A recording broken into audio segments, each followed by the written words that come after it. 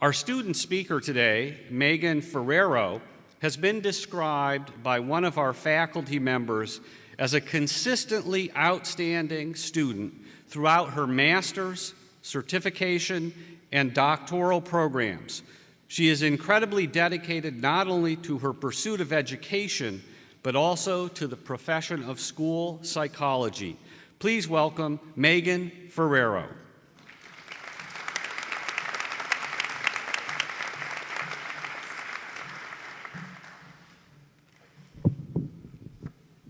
I'm a little shorter.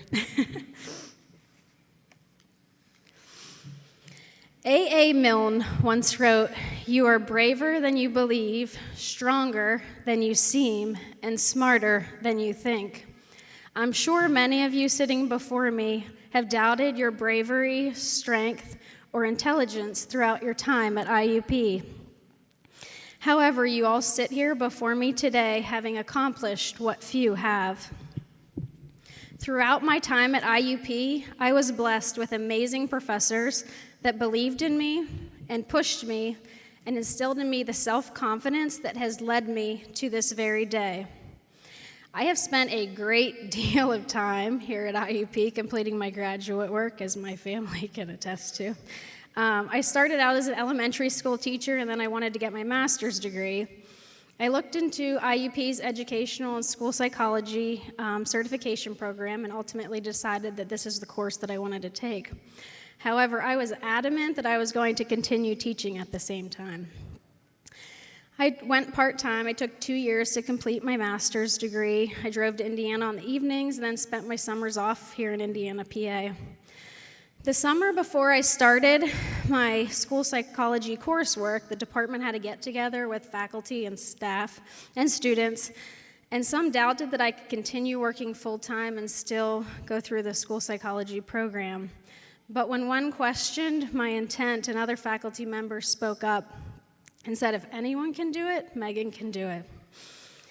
I can be somewhat stubborn, as my husband can attest to, but I was determined to be successful as both a teacher and a graduate student. The professor's comment that day has remained with me throughout that year and subsequent years at IUP. The attributes of perseverance and diligence have been vital to my completion of the program. Looking back, I'm not really sure how I was able to get everything done, working all day, driving to Indiana 3 more nights a week. I remember coming home from class one night, and my husband wanted me to help him with this project. I looked at him and said, I don't even have time to take a shower, although I managed to fit that in, let alone help with the project that he had planned. At this point, I still hadn't thought about pursuing my doctorate. However, I was approached by 2 professors, Dr. Damiani and Dr. Kovaleski, on 2 different occasions urging me to apply to the program. The story of the starfish comes to mind when reflecting back on my decisions to apply to the doctoral program. There was a young man, he was walking along the beach and with thousands and thousands of starfish that have washed ashore. Further along, he sees an old man walking slowly and stooping up one by one and throwing the starfish back into the ocean.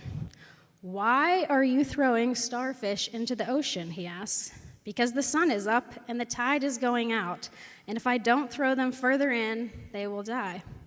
"But old man, don't you realize that there are miles and miles of beach and starfish all along it?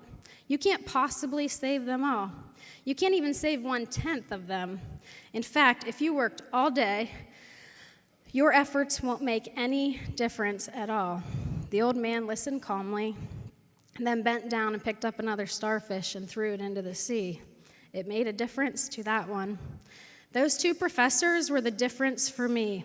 The few minutes they took out of their busy days to convey to me their belief in me and my abilities to pursue my doctorate initiated the start of my incredible journey to my doctorate.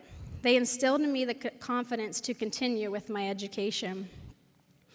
In the midst of my doctorate coursework, we had our first child, Lenny. I recall lying on the living room floor, studying and reading my notes out loud to him, my then 6-month-old. I learned very quickly the importance of balance. Balancing work, school, and family, and making sure that there was time for everything. This became even more challenging as I entered the daunting task of completing my dissertation, and our second child came along, Vincent. Dr. Black has been instrumental to my completion of the dissertation process with her guidance, support, and words of encouragement along the way.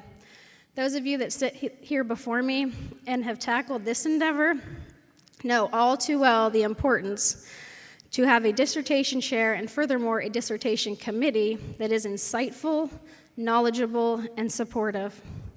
Lots of early mornings, late nights, plugging away at that writing process, and a little over a month ago, I successfully defended my dissertation, and this chapter of my life is now closing.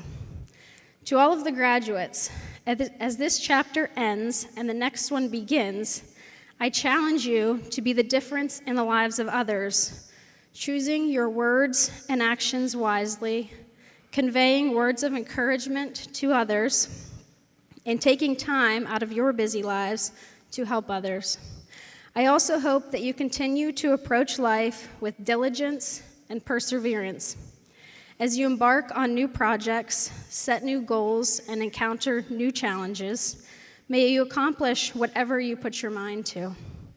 Finally, whatever your next chapter involves, remember that you must find a balance among your work, family, education, and recreation.